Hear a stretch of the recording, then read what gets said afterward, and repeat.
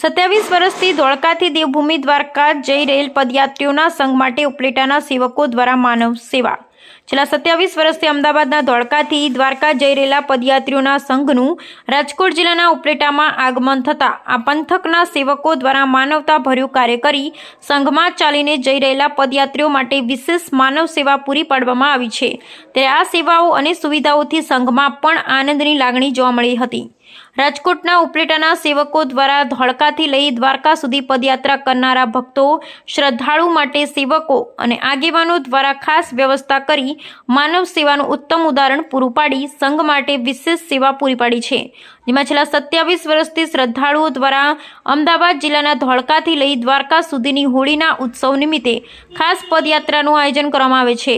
આ પદયાત્રાની અંદર બહોળી સંખ્યામાં ભક્તો શ્રદ્ધાળુ ધોળકાથી લઈ દ્વારકા સુધીની પદયાત્રાઓ કરે છે અને આ યાત્રાની અંદર શ્રદ્ધાળુના સંઘ દ્વારકા પહોંચી ઉત્સવની ઉજવણી કરે છે। જેમાં આ વર્ષે 27મું વર્ષ હોય ત્યારે ઉપલેટા ખાતે આ પદયાત્રીઓના સંઘની વિશેષ સેવા અને સુવિધા પૂરી પાડવામાં આવી હતી। અમદાવાદના ધોળકાથી શરૂ કરેલી આ પદયાત્રા રાજકોટ જિલ્લાના ઉપલેટા ખાતે આવી પહોંચતા ડુમિયાણી ગામ ખાતેના પટેલ સમાજ ખાતે બપોરના ઉતારાની વ્યવસ્થા કરવામાં આવી હતી, જ્યાં સંઘના સંચાલકો દ્વારા પદયાત્રીઓ માટે ભોજનની વ્યવસ્થા કરવામાં આવી હતી। જે બાદ રસ્તામાં જે રામજીકી ગ્રુપ દ્વારા પદયાત્રીઓ માટે ઉનાળાને ધ્યાને લઈ વરિયાળી શરબતની ખાસ વ્યવસ્થા કરવામાં આવી હતી, જે સેવા છેલ્લા 3 વર્ષથી કરવામાં આવે છે। આ પદયાત્રીના સંઘ માટે રાત્રિ રોકાણની વ્યવસ્થા ઉપલેટા નેશનલ હાઈવે પર આવેલા ઈશરા પાટિયા પાસે પટેલ ઇન્ડસ્ટ્રીઝ ખાતે રાખવામાં આવી હતી, જેમાં આ સંઘ છેલ્લા 27 વર્ષથી અહીંયા ઉતારો અને રાત્રિ રોકાણ કરે છે। ઉપલેટા ખાતે રાત્રિના સંઘના સંચાલકો દ્વારા પદયાત્રીઓ માટે રાત્રિ ભોજન અને રાત્રિ રોકાણની વ્યવસ્થા રાખવામાં આવી છે।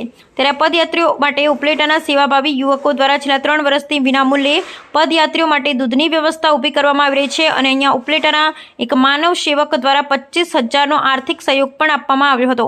ત્યારે આ સંઘ છેલ્લા 27 વર્ષથી પદયાત્રા કરી ભગવાન દ્વારકાધીશના દર્શન કરવા જાય છે અને હોળીના ઉત્સવની ધામધૂમપૂર્વક ઉજવણી કરે છે। ત્યારે આવી જ રીતે આ વર્ષે પણ આ સંઘ દ્વારકા પ્રસ્થાન કરી રહ્યું છે। મારું નામ ભાવિકા મોહનભાઈ દેસાઈ છે। મારું ગામ ચલોડા છે। અમે ધોળકાથી દ્વારકાનો જે પગપાળા સંઘ છે એમાં આવીએ છીએ। મારું વર્ષ 3 વર્ષ છે। અમને ખૂબ સારો અનુભવ રહ્યો છે અને ધોળકાથી દ્વારકા સુધીનું આ 27મું વર્ષ છે। રસ્તામાં અમને ખૂબ સારી સુવિધાઓ મળે છે। સવારે 3 વાર, બપોરે 3 વાર, જેટલી વખત ચાલે એટલી વખતે જ્યાં કેમ્પ લગાવ્યો છે એની સિવાય બી રસ્તામાં અમને સારા ચાની સ્ટોલ, કેટલીએ હોટલ ઉપર બધી સુવિધાઓ, ચા પાણી નાસ્તાની સગવડ અમને સારી રીતે મળી શકે છે। બસ બોલો દ્વારકાધીશની જય, ઇષ્ટ કનૈયા લાલ કી જય। મારું નામ જયરામભાઈ માલજીભાઈ રબારી, ગામ ધોળકા। આજથી આ 27મું વર્ષ છે સંઘનું મારું, અને મારે 105મી વખત આ દ્વારકાનો ફેરો છે। એમાં મારે સોમનાથના 9 અને ડાયરેક્ટ દ્વારકાના એમ કરીને મારે ટોટલ 94-96 વખત દ્વારકા। ને હું આજથી 1982થી દ્વારકા પગપાળા યાત્રા ચાલુ છું અને આ સંઘ મારો 22/2 નીકળ્યો છે અને 8/3 પહોંચશે। 9 તારીખની ધજા છે દ્વારકાની અંદર, અને સમાજ અને સમસ્ત અમારી સમાજ અને સહકારથી આ સંઘ ચાલે છે।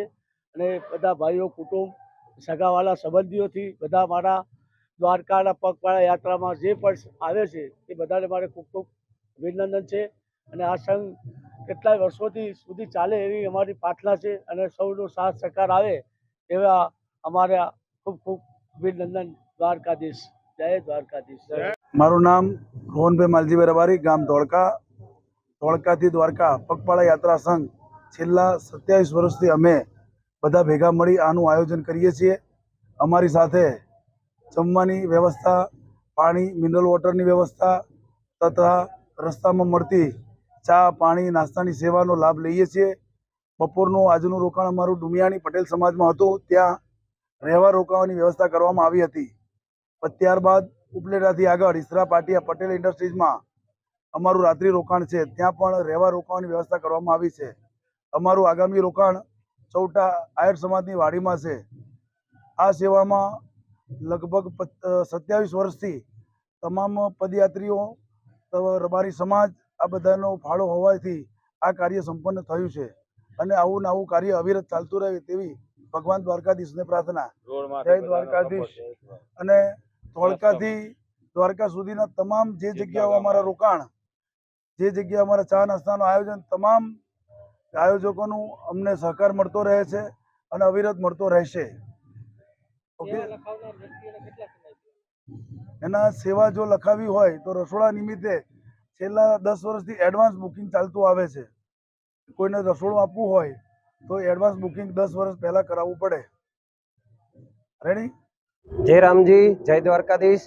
આજ રોજ 2 માર્ચ અને રવિવારના દિવસે ધોળકાથી દ્વારકા પગ સંઘ જાતો હતો. કરમસિંહ રબારીભાઈ 9 તારીખે દ્વારકા ધજારોહણ હતું, ત્યારે આજે ઉપલેટાના આંગણે અમે અમારા મિત્રો દ્વારા જયરામજી ગ્રુપ દ્વારા શરબત અને તેમને ઉતારાનો અમને લાભ મળ્યો છે. આવો નવો લાભ દ્વારકાધીશ અમને કાયમ આપે અને આ દર વર્ષે અમે આવું આયોજન કરીએ એવી અમે ભગવાનને પ્રાર્થના કરીએ છીએ.